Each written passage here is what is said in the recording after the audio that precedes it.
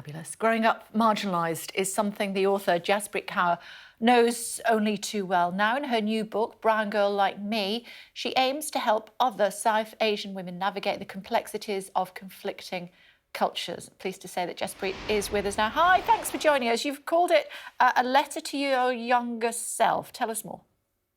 Absolutely. This book is really the book I wished existed for me growing up as a South Asian woman who was born and raised in the Western world, but having to navigate all these different parts of our identity, but also challenging some of the misconceptions and some of the stereotypes around Asian women, and this idea that when we often see Asian women in mainstream media, we are conveyed as submissive and docile, weak, lacking autonomy.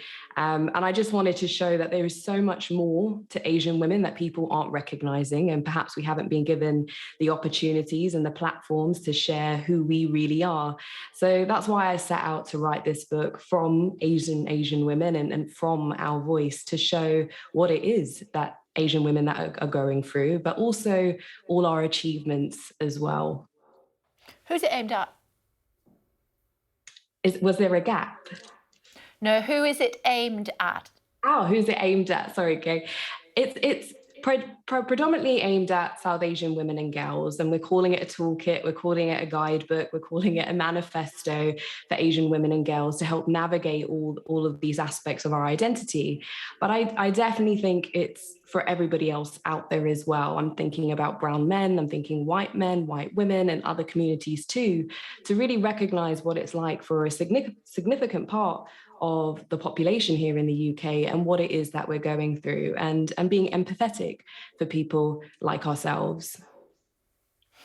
Okay, now talk to me about what interview stands out to you as your, I suppose, as your favourite.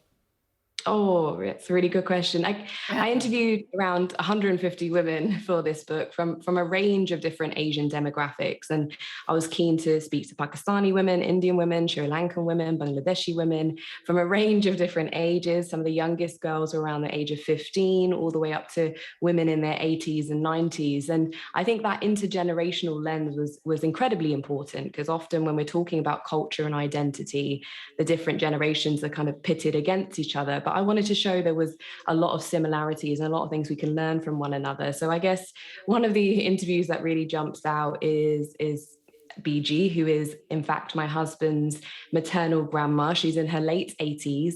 And the book is filled with nuggets of wisdom from her, being a South Asian woman that was widowed at quite a young age, had 2 daughters and no sons, often went through a lot of hardship in her life. But she's given a lot of tools and tricks and tips on how, despite all those hardships, she's persevered and still lives a happy, healthy, and loving life. So I think the one with BG definitely stands out. Okay, what is your top tip for your younger self? I guess my top tip is definitely owning who you are. So often South Asian women are told that if they want to be independent, if they want to have successful lives, often white Western feminism has told Asian women that they need to leave their culture and identity and faith and traditions behind.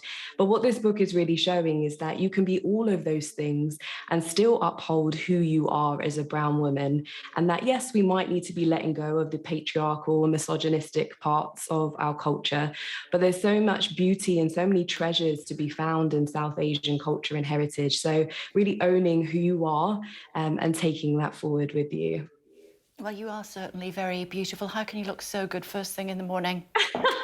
Thanks, Kay. Thank you. Good to talk to you. Thank you very much. Thank you so much.